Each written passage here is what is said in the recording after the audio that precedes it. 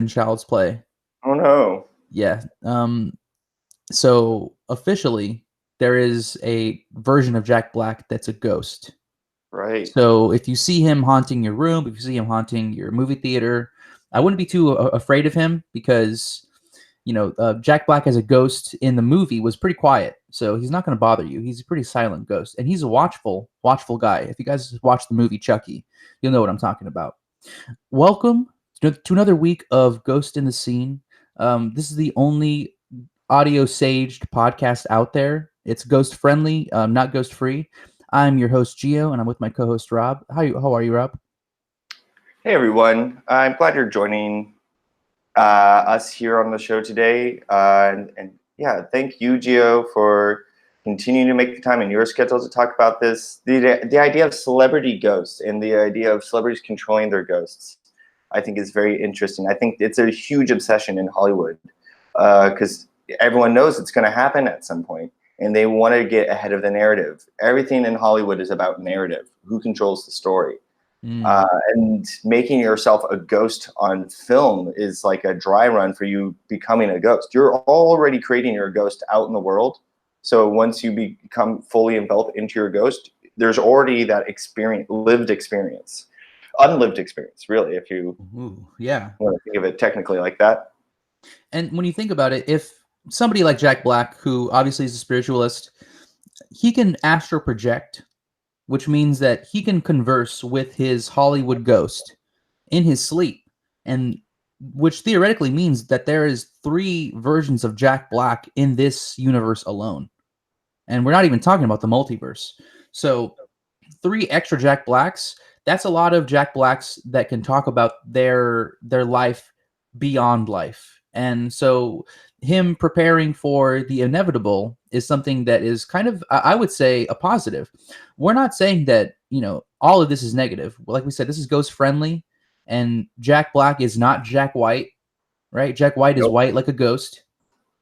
And so Jack Black, he can go ahead and kind of, it's almost like investing in the afterlife when you play a role where you get murdered.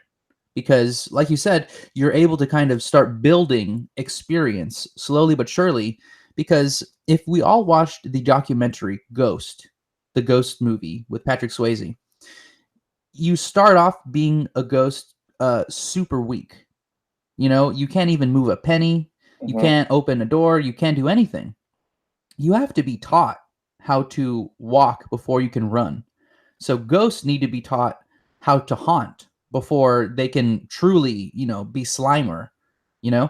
So Jack Black is just training for the inevitable. And that's something that we should all be doing. And I think you guys listening to our podcast is training for that inevitable moment when we all die. So thanks for listening. And we actually have a lot of things to talk about. So let's get into it.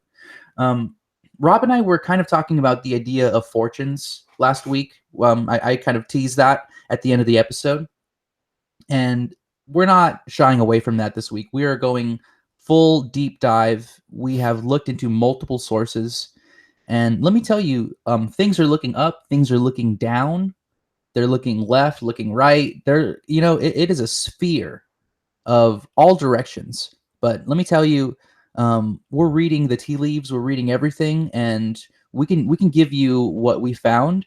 But honestly, I think what this episode is going to be about, it's kind of us gently encouraging you guys to find out for yourselves, because this is some heavy stuff that we're dealing with here. But I think it's better that the public be using this, and some people are going to get possessed.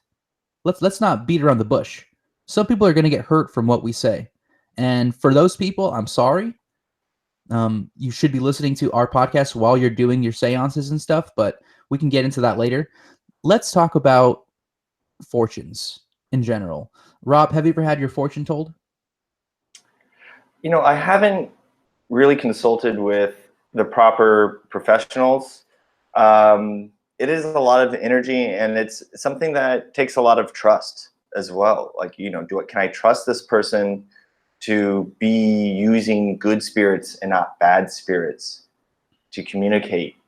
So yeah, I'm a self-learner as well. So I have had my fortune read, but mostly through my own volition, through my own experiences. And I think this is also really important moving forward as well, as you were starting to say, Gio, that it's important that we are giving the public news about ghosts. And I think we obviously blew the lid right off of that. Everyone in the world now, I'm pretty sure, is now aware of the existence of ghosts and can no longer deny that existence. It's just we've shown that as plain fact. But it's not enough anymore. We need you out there, our listeners. We need you to also take matters into your own hands, much like we did. We are experts, but we're only limited by our own perspectives, and also we are facing such paranormal energies right now that we need everyone that we can on board. And that, we're training you, like we're saying, like everyone's training for the inevitable. We're help training you by at first getting your mind space more into the paranormal and spiritual, and the next step is to start doing it yourself. Right. So yeah, I have had my fortune read, and I've done it myself, and it's not that difficult actually, and it's something that everyone can do and should be encouraged to do as well. And we have to kind of give ourselves a little bit of a break. We're not all Jack Black. We don't all have the fan base of a Jack Black.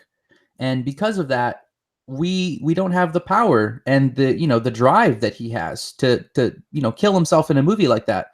We're not all like that. So let's give ourselves a little break, and like you said, this is all about the progression of where we are going as well. This show.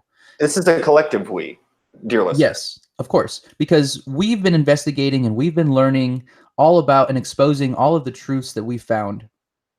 And when we come across certain artifacts through time and space, and we see that they are providing answers and it's connected to spirits, that is an avenue that we had to walk down, right? Our investigative noses had to go down and take a whiff. And I smell truth. That's the thing. I can smell BS from a mile away. I went to the doctor, and they said if I wanted to, I could get my septum removed, and I could make it 2 miles. I don't know if I'm gonna do it, because my BS meter is pretty good. I don't know if I need it 2 miles, but I can. My body's capable of it. But I smell truth when I hear about the tarot, when I hear about those fortune telling machines, and when I hear about books like the I Ching. All of these things, and we're going to get into these, but these are all old artifacts. These are ancient humans before the age of science, right? Which is the kind of thing that we aren't really accustomed to. Rob and I are through and through scientists. You were kind of humble there, saying you're self-taught. I mean, the School of Hard Knocks, Rob, is an accredited school. And I think we should remember that. But the idea of fortunes, anybody can learn at any time. It's not just a young man's game. This is an any person's game. So let's talk about tarot first, because I think that's something that most people are more well acquainted with, and then we can kind of get into the more, I wouldn't say obscure, but there are just different kind of flavors out there from different cultures that we can get into. And like any good scientist, you're going to be consulting multiple sources as well. You can't just have one paper. This is peer review, folks. And I think it's also important to remember that spiritualists and the occult were the original scientists. Like their place in society were as scientists. So let's just keep that in mind. Like, these are fields that from the beginning were one field. It was one thing. And at one point, they broke them up and split it apart, saying, nope, science can't work with ghosts. You don't see a ghost in science. You gotta see it to believe it. Well, I'm not buying that anymore. I don't think anyone's buying that anymore. I think we're going back to this older and perhaps more pure idea of spiritualism and science as being something actually tied to the same thing. Absolutely. So two sides to the same coin. And yet, you know, the idea that it's two sides and one thing, it gives it a duality, right? Good and Right. evil, good and bad. But I It's like wouldn't 1 + 1 = 3 in this situation. exactly, but and I wouldn't say bad or good, you know, like it's the yin and yang almost, you know, it's a balance. And so, you know, you need science to balance out spiritualism, right? You need to kind of fact check the ghosts, because ghosts are like people, and people will lie, you know? People will you know, kind of make some stuff up for fun. And ghosts have senses of humor. There's a lot of comedian ghosts that are past that are hilarious still. And so you have to be aware of who you're talking to.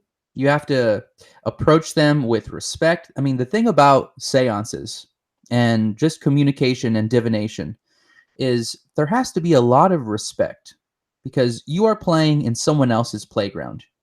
It is, you're no longer in the realm of man. You are in the realm of whatever is beyond man and beyond X's and people and non-binaries. You're in a realm above humanity. And so in order to play with these, you know, these ghosts, there's a certain level of humility. And that's why I think we've waited this long to even talk about it. You know, you had to go through basically like 70 episodes just to get to this position where we can finally tell you that, you know, ghosts are dangerous. They're you know, they're nice, they're beautiful, they're all of those things. And now that you know all of that, now that we've kind of given you the pretext, you can start communicating yourself, which is what we've been doing. Quick kind of a backstory. Me and Rob and I have been friends for a long time, and we started seances many years ago. This was before Ghost in the Scene. This kind of, I would say, was one of the cornerstones of our early, you know, paranormal experiences. We communicated with gold miners. We communicated with 1960s rockers, and this all happened. This was in the presence of other people. And let me tell you something. It changed, I think, both of our lives for the rest of it. You know, there's nothing else that I could think about except for ghosts now. And so that's the power of, you know, transformation that all of these divinations can have on you. It opens up your scope, and you're playing with things now that are, I mean, they have more power than we do in a lot of aspects in this kind of game. I mean, it's very much like living in the world can feel like almost like a two-dimensional experience. You think this is what we have. You know, there's very linear. You know, I can go to here to there. But once you start looking at things from a more spiritual point of view, you start to see the world in stereo and in more of 360 degrees and beyond even. You know, it is very powerful to be aware of planes that coexist next to you at the same time. You know, there's what you see and what you feel, and knowing that there's also a plane parallel to you as well. And, you know, your world will open up, is all I can say. And you'll start to see things and learn things about people and about yourself. And, you know, it's like we said, it's not always going to be positive, but it's going to give you the tools to make choices in your life that you want. Informed choices, right? That's what it is at the end of the day. We want to make sure that we are aware of ourselves and able to act from a place where we feel like we are confident and we know. I mean, even if we don't know what's going on, that's okay too. You might be very confused right now, and you can hold that. And that is perfectly fine too. And once you start thinking of it in a more spiritual way, you understand that all these emotions and everything that you're going through are valid and good. I mean, I think it's perfect that you said, you know, it is okay to be confused, right? There is an omen that will make you confused. And that confusion is something that you should kind of nuzzle yourself into, because life is extremely confusing. Ghosts are extremely confusing. This is more than rocket science, right? Rocket science is just things that are exploding that you can push a tin can up into space. That's rocket science, right? This is so much more complex than silly rocket science. Rocket science, people always talk about it like it's some big thing. I mean, come on. Ghosts are way more important than rocket science. And I'll die on this hill. But you can be confused. I mean, it's okay to be confused, and it's better that you don't think you know everything, because truly we don't. You know, if anything, we've been trying to prove things, you know, little by little over time, and I think we've done a very good job with all of our sources. But that's only because, you know, we look at it from a scientific perspective, and science always is searching for new truths. So it's we kind of came from a humble perspective. A lot of ghost hunters, you know, I'm shouting out Zach Bagans over here. They talk to ghosts like they're, you know, their servants, like they're their paycheck. And, you know, it's cocky, and it's not the way that you speak to ghosts if you want a positive experience. Would You you talk know, to your grandma that way? I mean, come on. yeah, exactly. Would you talk to, you know, let's say your ancestor, that if they didn't, you know, catch a fish and feed their family 10,000 years ago, then you would never even be alive? Like there's a lot of disrespect that you could have to the spirits in general, that you could be burning some bridges, right? Your great great great great great great great great great great great grandfather, grand uncle, whoever, they might not like you. And that must hurt all the rest of your ancestors to be like, wow, this guy's really a tool, you know? He doesn't even say please and thank you to the ghosts. I mean, come on. The etiquette, it's so simple. It's like eating without a napkin and just getting all the slop all over your food, your chest.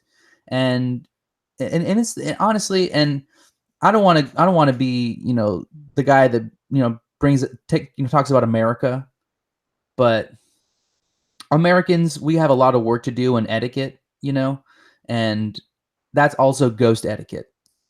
I think that the way that we treat ghosts in movies and in a lot of ways, it's just very disrespectful. And so that's why we have Hollywood, and that's why we have places like, and we can talk about this later, you know, like Las Vegas, you know, that just so disrespectful and, you know, so capitalist with ghosts, that we're missing the point. We're missing the actual open communication that we could have. We're ghost friendly, right? We're not adverse to talking to ghosts, as long as they are open and talk, you know, with talking to us. So we did some divinations right before this episode started, and this is the kind of thing that we do sometimes. Most of the time we don't really tell you, because this is for our personal use, and that's what this should be for you as well. We're going to tell you that what we ascertain is more for us, and it should be for you. But I want to foster a culture where we can talk openly about the fortunes that we're getting. You know, people get fortune cookies all the time, and I see people post pictures on, you know, on social media, and I think that's it's so powerful. It's such a powerful move, and I don't see why we don't do that with other things. Like, why aren't we posting our fortunes for other people to see? I'd say it almost kind of help manifest that fortune, you know? Or at least just have those communications and open with each other. And like we're discussing here with you on our podcast, you know, you can do the same thing with your friends. And Gio does bring up a really good point too, that, you know, a lot of times we can't bring up these divinations because they're so personal to us. There's so much personal context to it that we don't, you know, we'd have to be streaming our show 24/7 for you to get fully appreciate the power of this magic. But it's real, and those of you who are listening who have done this obviously already understand this and may have predicted this very moment. Wow. Yeah, absolutely. They could very well be already at the end of the episode and have just been like, you know, I knew every word they said. and because the fortune told me.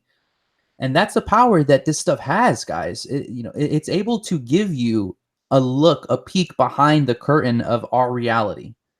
And the spirits, if they are nice, they will be willing to give you little nuggets of truth that will kind of set you on the right course, or let you know that you are on the right course, or that you need to make a switch up.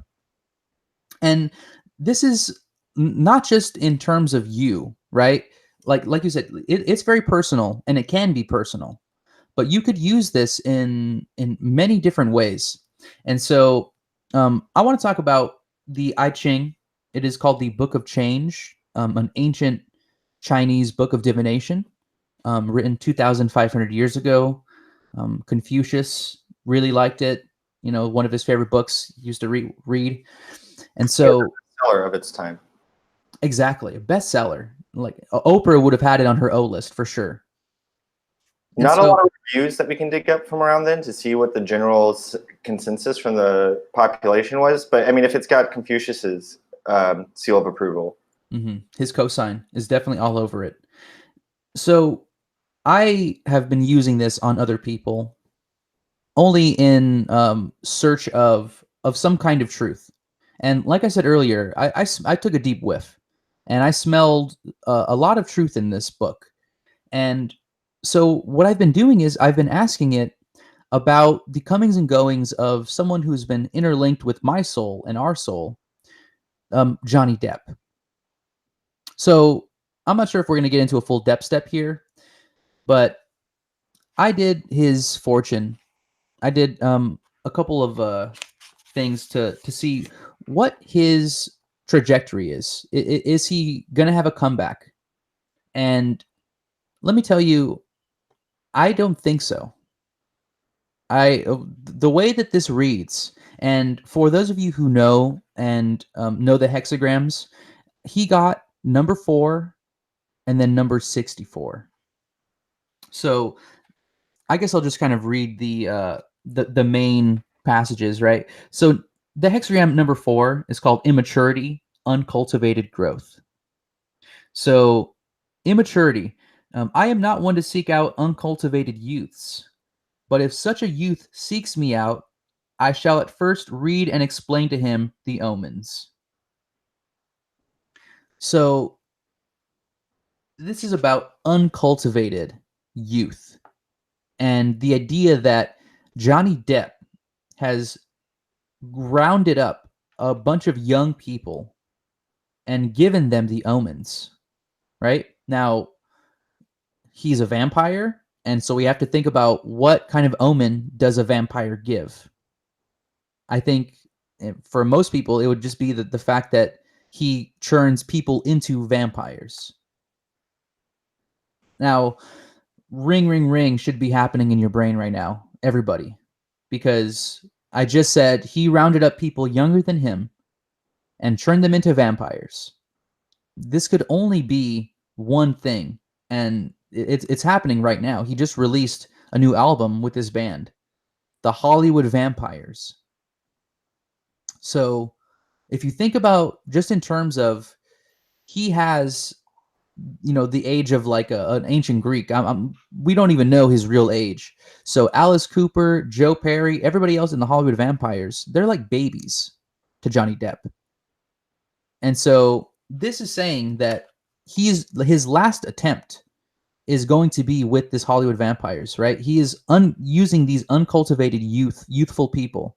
Right. And then I think this is also important to kind of to have this distinction, because these guys are like in their 60s and 70s now. And that may seem old to us, but think about who these people are and what they do. They are rock stars. They've been singing the same songs about youth and getting out of school for almost like 50 years now.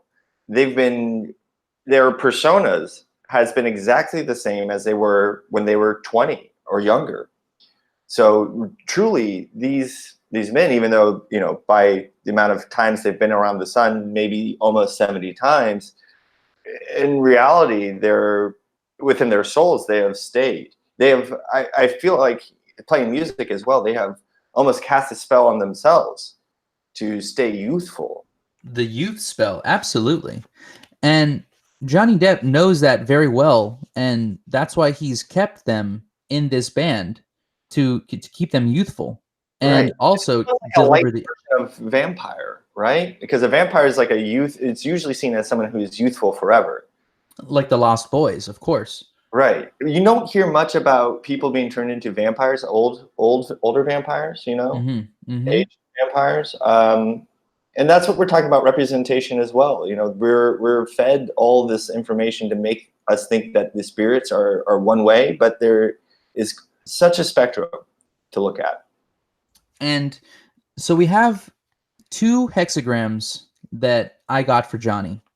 And the first one is all about his attempt, right? He is cultivating this youthful group of people, turning them into vampires as if to build his own vampire empire. Johnny's vampire empire is definitely some kind of his Neverland, basically, right? Well, this next hexagram, I believe, kind of throws that away. So hexagram 64, before completion. Before the little fox has quite completed its crossing of the ice, its tail gets wet. No goal is favorable now. So right there, the little fox, sneaky like a fox, right? You've heard that phrase.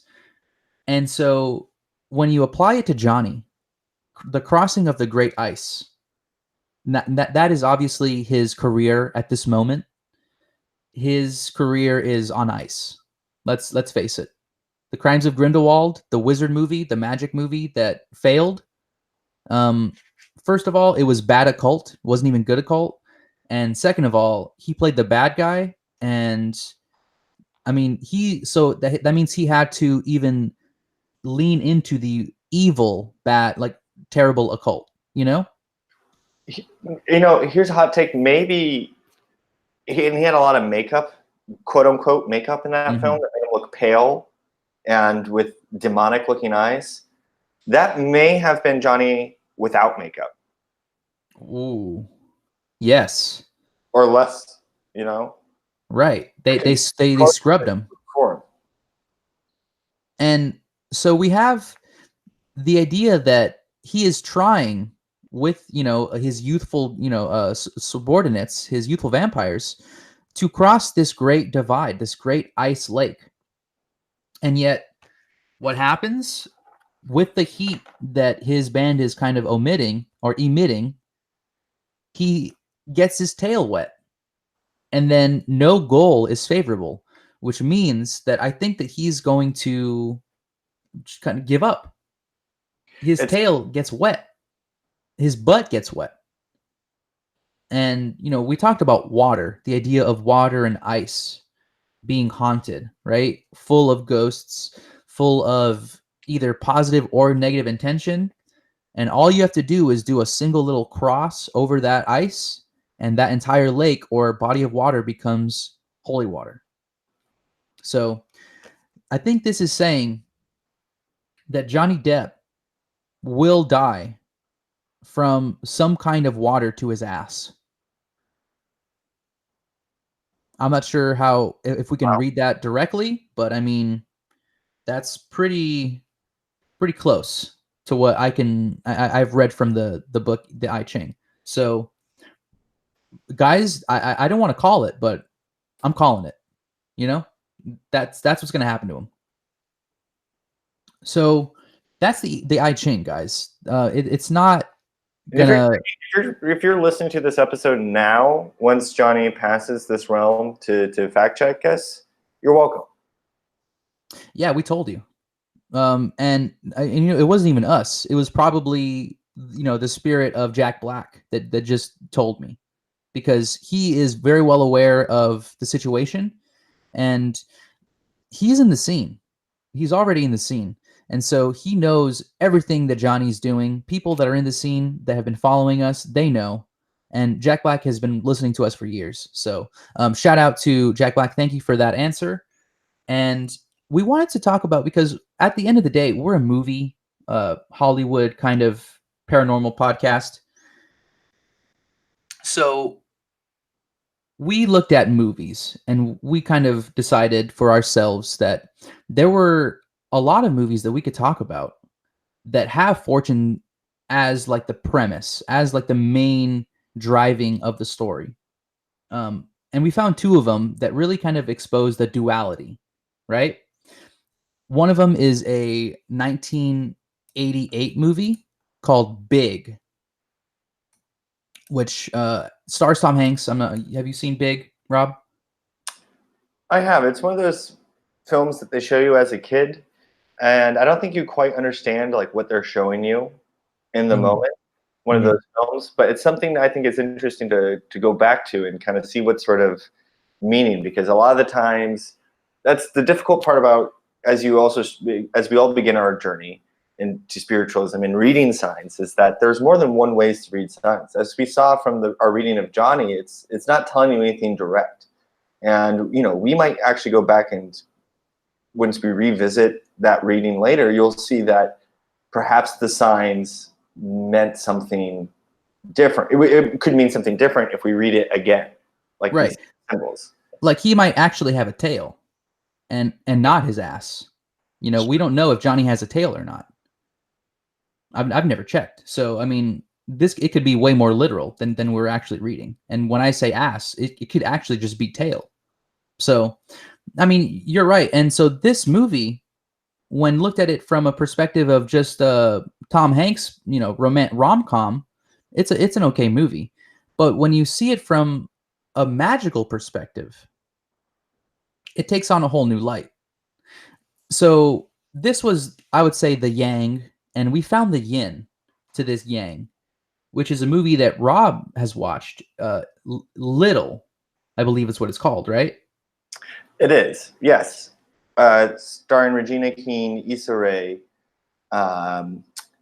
and Marseille Martin, who's upcoming. I mean, it was really interesting to watch someone so youthful already have the presence. Like, she's obviously in the scene, to have such control over paranormal activity at a young age as well. It's beautiful. It's something that's rare, and it's something beautiful also to think of being inclusive, because I feel like so much of the occult is made to seem exclusive, like only a certain amount of people can do it. And this is breaking down barriers to say, like, no, like, the youth can do it. You don't really have as much elder representation in this film in particular, but we need to start, and I brought this up before, but we need to start bringing up these barriers. And I think the duality of that, right? Because like they did kind of show Regina King. I'm sorry. My apologies. It's Regina Hall. My apologies to Miss Hall and Miss King. I want to make sure that we're saying this right, because like we said, names are important as well, and it's important we say the right one. And I hope that it's their real names. I hope we're not going to fact check, but let's just hope. The same with Tom Hanks. I mean, it could be Thomas. We don't know, and we're not going to check that because I don't want to get disappointed. But the duality and between these two movies, a young man becoming old, an old woman, or not an old woman, but becoming young, and all of this because of magic, because of something unexpected. And that's kind of the way that most fortunes and most tarots and all of that kind of work. It's the idea that it's unexpected because you're not used to it. This is not, neither of them were experts in the paranormal in these movies. He was a little kid. He played with toys. She was a business lady. She probably played with papers and paper clips or something. And so they didn't have the occult literacy to understand what situation they were in. And it's almost kind of like a trial by fire. They had to come to the realization that their life had undergone some giant change without any kind of tool to help them divine what happened. So it's almost like a tale, you know, a commercial for tarot and for divination, because it's like, wouldn't it be so much easier if they just kind of, looked in and flipped through and got some readings, and it told them, oh hey, by the way, you're big because you went to that fortune teller lady, or oh, you're small because you're mean to that lady. Like, I feel like it's just, these movies probably wouldn't even exist if they had these divination tools, Not just tools. I think it's what you were saying before, Joe. It's all about etiquette. Like, these people are finding themselves in these paranormal situations because they fail to have the proper etiquette to know what they're doing. Ooh, yes. They're rude. I mean, let's face it. The little kid in Big, he was a little jerk, and he was mean to his mom, and all he wanted to do was play with his toys and be big, and he got what he got, And the same thing with the Little movie. I didn't watch it, but you were kind of explaining to me how she was kind of a meanie to a little girl, and she cut in line or something like that. And I mean, the disrespect that you must have to cut in line of a child in front of them is, I don't want to say makes me sick, because this is acting, and this is at the end of the day a story. So I don't want to get angry at the actresses, but No, I mean, like, yeah, but it's an interesting point because it's a recreation. Like we're saying, movies are documentaries. Mm-hmm. It's a recreation. Like, I mean, obviously the actors in these scenes know what's going on, and they're not being possessed necessarily. Like, you have to look at the production to know those sort of storylines. But yeah, it's from the perspective of the producers and crew. Like, they know that they're telling this sort of story too, and perhaps they're also trying to give us a wake up call, showing it's like, this is what happens if you're rude to the spirits.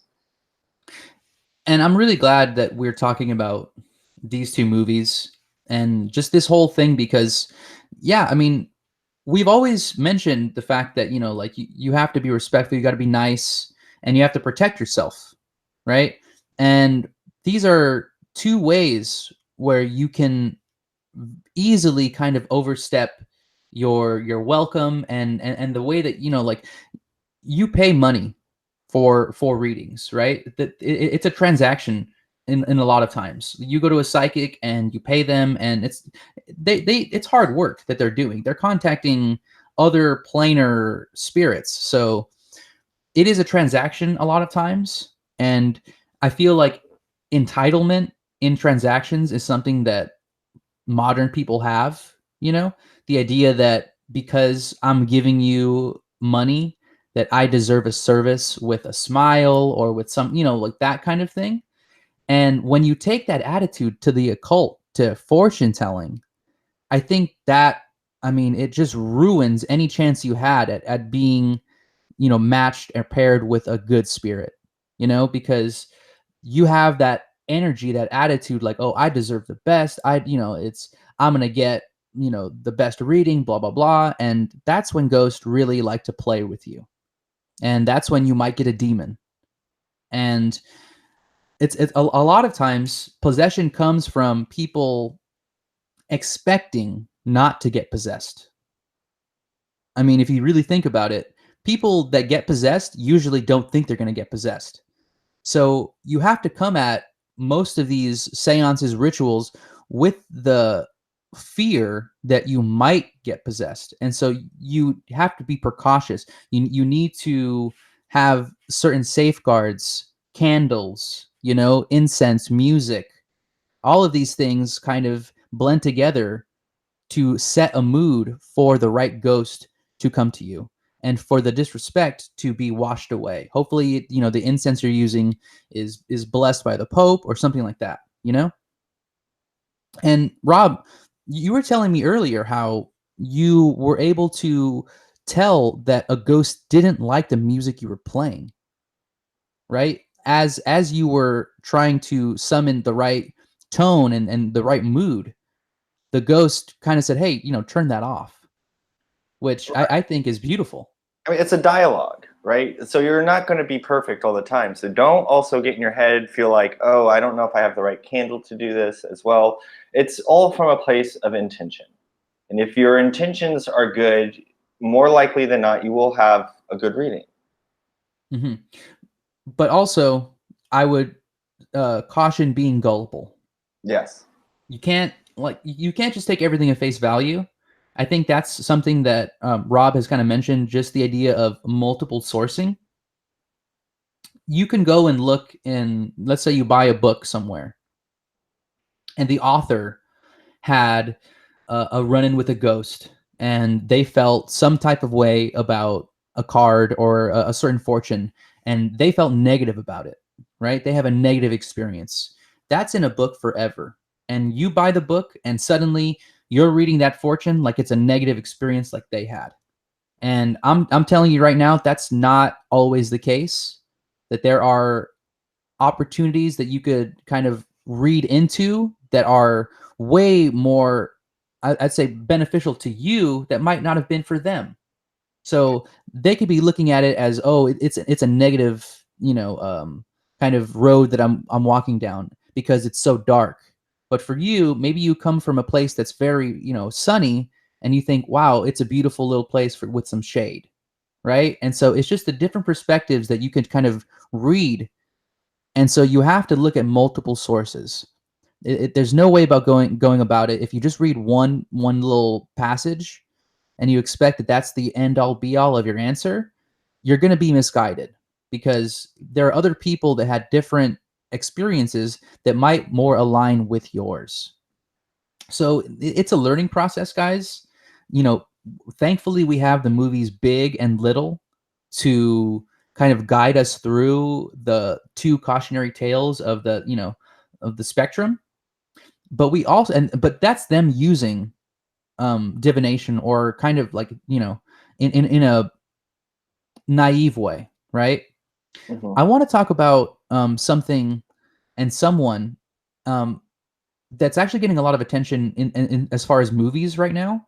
They're a famous person for, and it's so sad to say, but they're famous for their death more than anything. And they made two movies about this woman.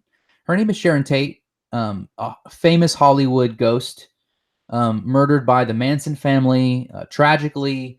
Wife of Roman Polanski. She was an actress. She, died very young, and it's tragic. And they've been, and when I say they, as I mean Hollywood, has been bringing her back recently. And Essentially digging her corpse from the cemetery and parading it around the whole town to see. I really don't like the whole feeling of this, especially the history behind this ghost. And I don't know if it's really being done respectfully. so, what I like to think about is this is the 50-year anniversary. Wow. Oh my God. It's coming up in August. It's a couple months. 50 years, 1969, 2019. So I think it's appropriate in a small way that we remember this atrocity, and we kind of memorialize it in film. I don't think multiple movies should be doing it, because then you're creating multiple versions of this kind of, I don't want to say the spirit of Sharon Tate, because there's only one spirit of Sharon Tate.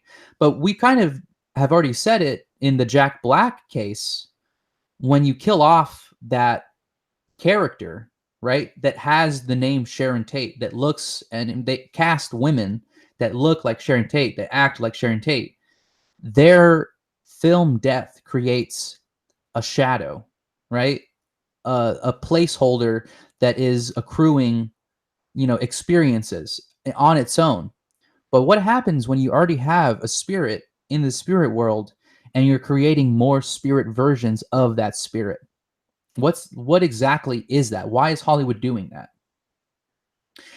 I Uh, don't know. yeah. And for all of our listeners who may not know the story of Sharon, perhaps a quick refresher would be helpful.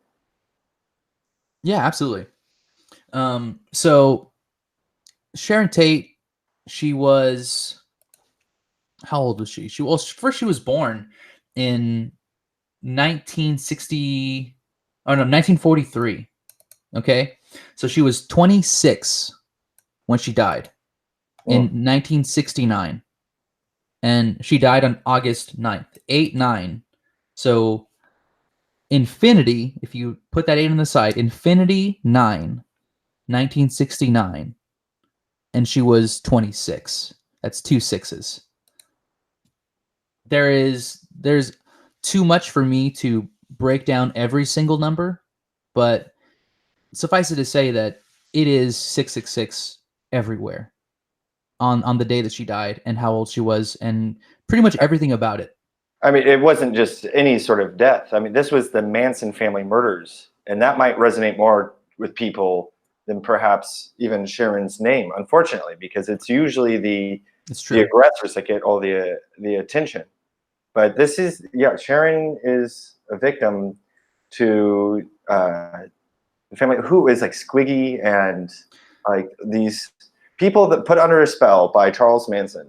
Mm-hmm. A spell of weird and chaos, really. We might have to talk about the idea of the cult of personality and how they hijack certain powers from ghosts and from just kind of from other dimensions, and they use that against their own people. We could definitely have an entire episode about that, and it might be a little dark, but I feel like the true crime aspect of a lot of podcasts and just like the way that people have been talking about true crime, it's bringing people, and when I say people, I mean spirits, back. When enough people hear the name and the acts of a certain serial killer, and their spirit is alive and well in the minds of millions, right? And we're not saying possession can happen just as easily as listening to a podcast, because it's possible. But what I'm saying is, we can absolutely attribute the idea that all of these serial killers, all of these people were using parts of occultism, parts of magic to trick other people and put them under their spell to do certain things, or they did it to themselves, right? You almost kind of conjure a demon. I think about Richard Ramirez. He was the Night Stalker. My mom kind of grew up in the areas like East LA, where and right around the time when he was breaking in people's houses and killing them. Her mom would tell her to lock the windows and lock the back door, and it was everybody was afraid of him because he used Satanism, right? He probably, and this is just me kind of using my investigatory probes. I'm sure he conjured a demon and was able to understand all of what the demon was saying, because he was into the occult. He had pentagrams. He talked to, I mean, my guess is this guy came at the occult with open arms, and he absorbed everything he could. So this is the fear that I have for people to be using the occult. That's why I said it's dangerous. It's absolutely dangerous, because bad things can happen to good people when they're exposed to this kind of stuff. And here's like a further idea on all of this as well. In 1968, Sharon Tate marries very complicated and known pedophile Roman Polanski. Mm-hmm. And that's a whole other thing. But in 1967, it's more about how they meet. That's when they were married. But they met on a film set, as things often do in Hollywood, casting a spell in a film called The Fearless Vampire Killers. Oh my God. So this also shows you the almost the warfare of the occult as well. Obviously people can also be targeted for trying to use the occult for good. It is a warfare out there. So like we said, it's important for you to be aware and to be safe, because it is a new door to a new world, but not all worlds are very accepting. Wow. And I don't want to say, that she was murdered for the fact that she was in a movie about vampire killing, but let's just kind of put that on the marker that, there's a lot of reasons why she could have been murdered. There's not many reasons that were explained by the family itself. They kind of said it was random Mm-hmm. and, somebody owed them money or something like that. It's very convoluted when you get into it and into the idea that they were under some spell.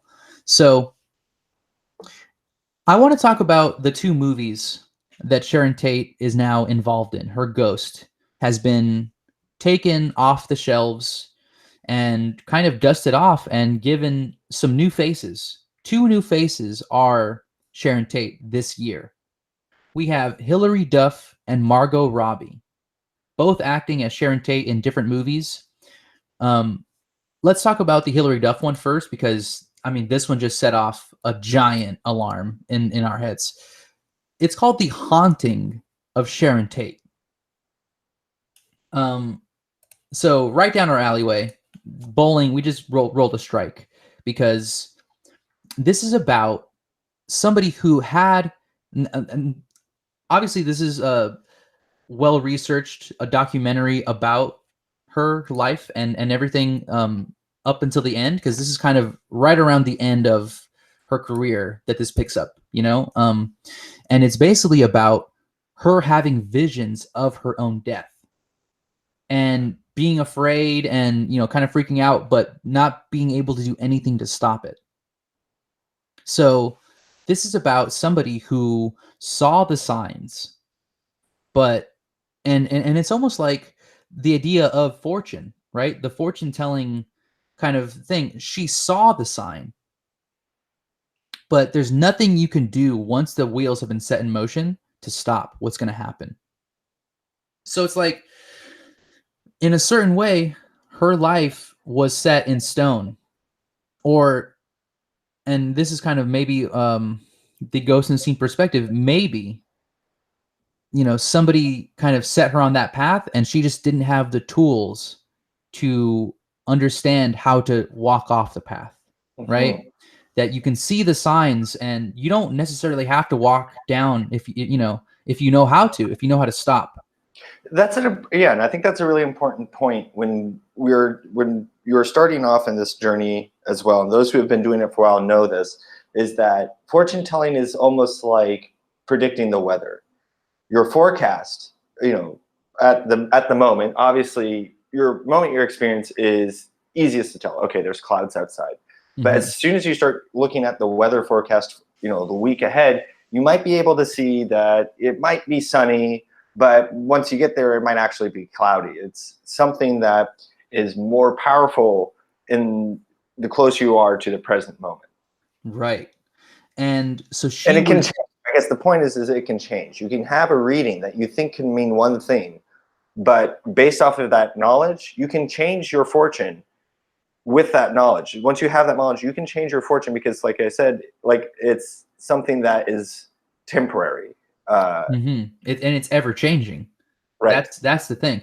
And this movie kind of gives us the insight that Sharon, at least from their perspective, saw the signs, but was almost resigned to them. She kind of maybe even sadly thought that there was nothing that she could do about it, right?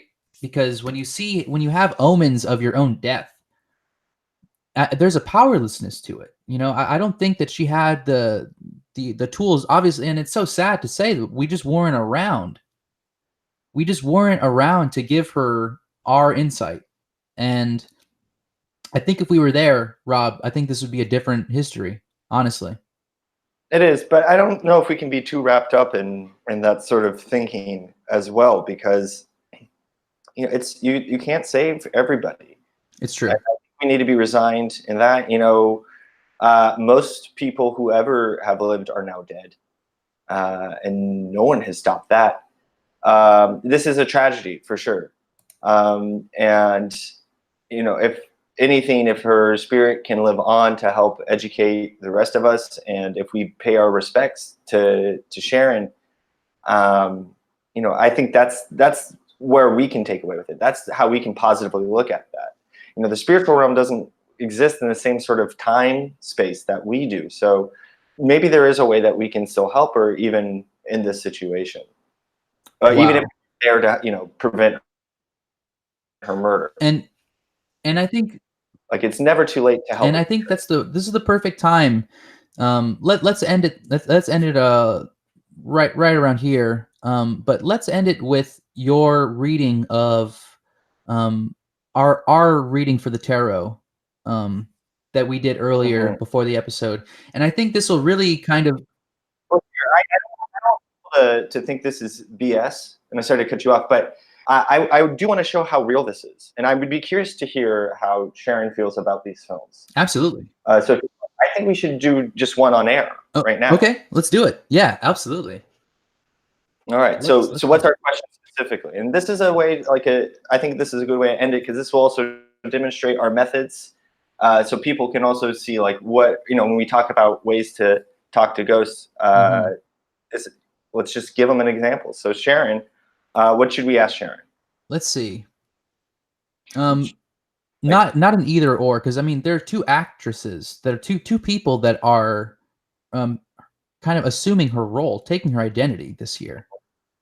So maybe why don't we ask Sharon if she has a relationship with these two actresses, if they contacted her for some kind of role. If basically I want to know if they know her or if she knows them.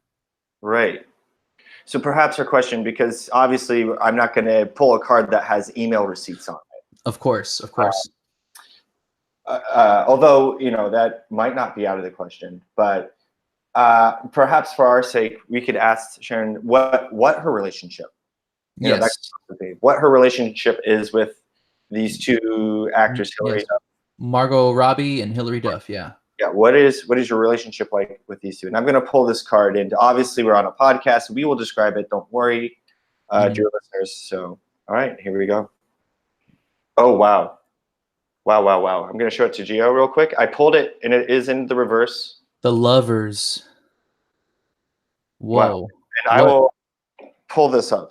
This is a major arcana, by the way. So this is a powerful card. Okay.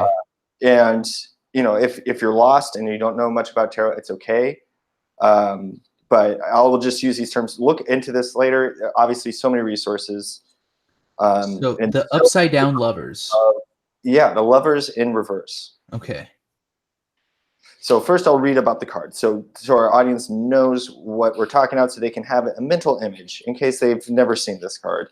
Or if they have, a refresher is always good. Yeah, it's always nice.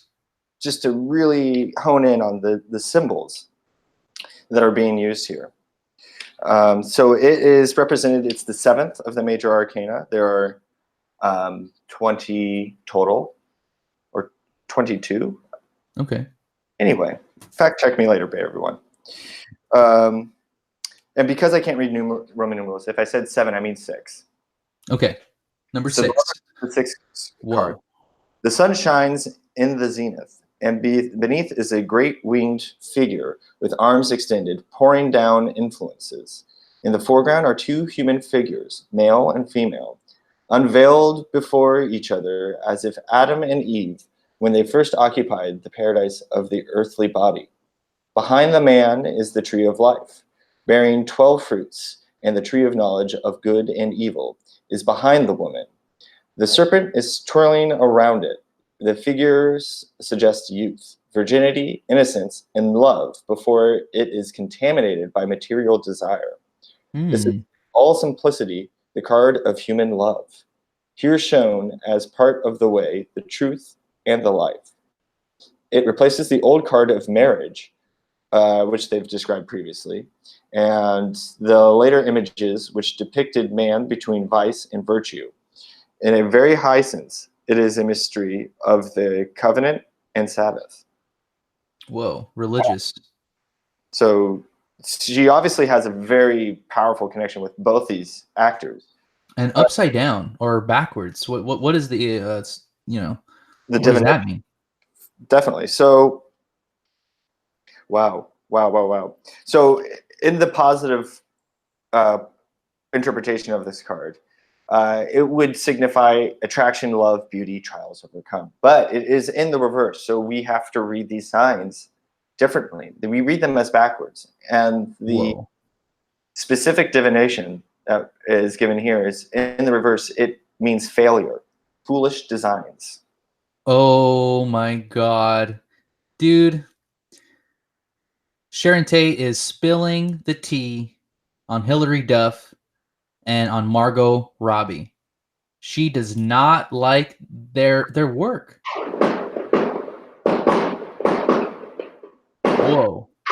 I must apologize. There is some very obviously there's some communications going on my end. There was a bunch of popping noises that just came from my window as soon as we pull these cards. So this is also why, folks, why we don't do this on air very often. You Yeah. see the power. You just heard the power of these cards. You know, I'm communicating with the dead, and it is creating physical manifestations in the real life. So these are powerful forces. That's terrifying, Rob. If nothing else. So I'm glad we saved that for the end as well, because this isn't something that we take lightly and should not be taken lightly. Wow. So let's end it there, because I don't want there to be any shattered glass in your apartment, Rob. Let's call it there, and just warning and encouragement. Do this. Different kinds. There's all different kinds of divination, of fortune telling. Do them with a respect. Do them with a courtesy that you would be talking to your grandma. Like you said, you wouldn't yell, come out here and meet me and push me. You wouldn't say that to your grandma. You wouldn't say that to a nice person that you don't know. So just treat them like they're friendly people that you want to have a conversation with, right? It's not rocket science. It's harder. And that's a t-shirt for sure, that it's Ghost in the Scene. It's not rocket science. It's harder. We're going to make that t-shirt for sure. So until next week, guys, stay in the scene. Keep your eyes on the screen. Special shout outs and thanks to AEU Weight of the Rider Waite deck that I am using, Pamela Coleman Smith, with the illustrations. Mm-hmm. This is from, they are spirits themselves. So thank you to those spirits. Thank you to Sharon Tate for communicating with us. I know, and having to relive that trauma, and in a way, sharing that trauma with us live on air. Mm-hmm. It is not easy to do. And yeah, it's harder than rocket science. Wow. So we love you guys. Take care, and we'll see you next week.